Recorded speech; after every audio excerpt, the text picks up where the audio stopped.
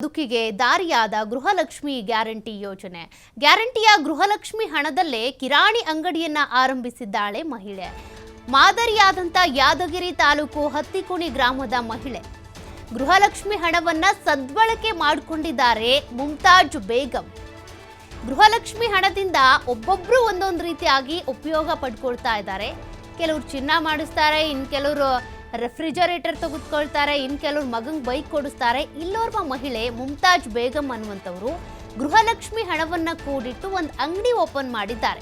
ಕೂಲಿ ಕೆಲಸ ಮಾಡ್ತಾ ಇದ್ದಂಥ ಮಹಿಳೆಗೆ ಗೃಹಲಕ್ಷ್ಮಿ ಹಣ ಆಸರೆಯಾಗಿದೆ. 42,000 ರೂಪಾಯಿ ಗೃಹಲಕ್ಷ್ಮಿ ಹಣವನ್ನ ಕೂಡಿಟ್ಟಿದ್ರು. ಅದೇ ಹಣದಲ್ಲಿ ಅಂಗಡಿ ಶುರು ಮಾಡಿದ್ದಾರೆ ಮಹಿಳೆ. ಗೃಹಲಕ್ಷ್ಮಿ ಕೊಟ್ಟಂತ ಸಿದ್ದರಾಮಯ್ಯನವರಿಗೆ ಈ ಮಹಿಳೆ ಧನ್ಯವಾದಗಳನ್ನ ತಿಳಿಸಿದ್ದಾರೆ. ಗೃಹಲಕ್ಷ್ಮಿ ಹಣವನ್ನ ಕೂಡಿಟ್ಟು ಅಂದರೆ ತಿಂಗಳಿಗೆ 2,000 ರೂಪಾಯಿ ಬರುತ್ತೆ. ಈ ಹಣವನ್ನ ಕೂಡಿಟ್ಟು 42,000 ರೂಪಾಯಿ ಮಾಡಿಕೊಂಡು ಚಿಕ್ಕದಾಗಿ ಒಂದು ಅಂಗಡಿಯನ್ನ ಓಪನ್ ಮಾಡಿಕೊಂಡಿದ್ದಾರೆ. ಸಿಎಂ ಸಿದ್ದರಾಮಯ್ಯನವರು ಈ ಗ್ಯಾರಂಟಿ ಯೋಜನೆಯನ್ನ ಕೊಟ್ಟಿದ್ದಕ್ಕೆ ಧನ್ಯವಾದಗಳು ಅಂತ ಮುಮ್ತಾಜ್ ಬೇಗಂ ಅವರು ಮಾತನಾಡಿದ್ದಾರೆ. ಗೃಹಲಕ್ಷ್ಮಿ ಹಣದಿಂದ ಒಬ್ಬೊಬ್ಬರು ಮಹಿಳೆಯರು ಕೂಡ ಒಂದೊಂದು ರೀತಿಯಾಗಿ ತಮ್ಮ ಮನೆಗೆ ಲಾಭದಾಯಕವಾಗಿ ಒಂದಷ್ಟು ವಸ್ತುಗಳನ್ನು ಕೊಂಡ್ಕೊಂಡು ಬರ್ತಾರೆ ಅಥವಾ ಮನೆಗೆ ಅನುಕೂಲ ಆಗೋ ರೀತಿಯಾಗಿ ನಡ್ಕೊಳ್ತಾ ಇದ್ದಾರೆ.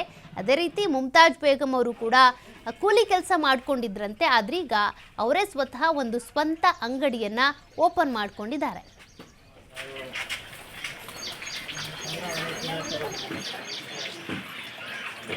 ನಮ್ಮ ಮನೆಯವ್ರದ ಹೆಸರು ರೇಷನ್ ಕಾರ್ಡ್ ಆಗಿಲ್ಲ, ನಮ್ಮ ಮಗಂದು ನಂದಿ ಆಗ್ಯದ.